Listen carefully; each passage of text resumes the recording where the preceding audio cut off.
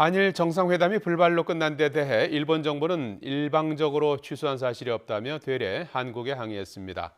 또 불과 몇 년 전에는 정상 간 대화에 조건을 붙여서는 안 된다더니 이제는 한국이 먼저 해법을 가져오지 않으면 대화에 나서지 않겠다고도 합니다.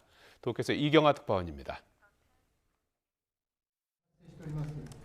隣国の首脳が会うのに前提をですね、つけるべきじゃない、こういうふうに考えています。 지난 2015년 위안부 문제 등을 이유로 한일 정상회담에 응하지 않던 한국에 당시 스가 관방장관이 내놓은 말입니다. 지금 일본의 입장은 정반대입니다. 기대를 모은 한일 정상회담이 불발로 끝난 뒤 스가 총리는 한국이 현안에 대한 해결책을 제시해야 한다는 입장을 다시 드러냈습니다.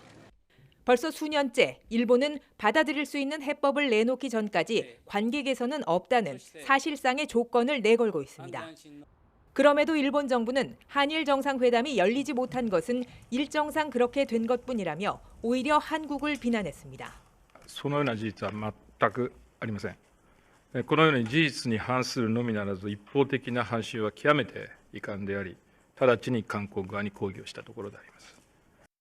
니혼게이자이 신문은 G7 회원국에 한국 등을 포함시키려는 움직임에 일본이 반대했다고 전했습니다.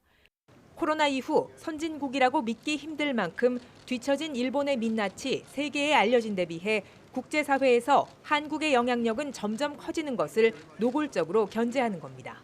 だからアメリカに対しては、じゃあ、韓国はそういうアメリカに対して売るものがあるんだけど、日本は売るものがないと。だからそういう意味では、余裕がなくなっている。だからその韓国がちょっとでも偉そうな顔をするのは絶対に気に入らないっていうか。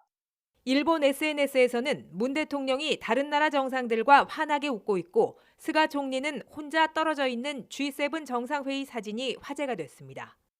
소통 능력의 차이라는 설명과 함께 올라온 사진에 일본 정치학자 야마구치 지로 교수는 이런 인물을 지도자로 하고 있는 자신의 무력함이 부끄럽다며 통렬한 자기 비판을 내놨습니다. 도쿄에서 YTN 이경아입니다.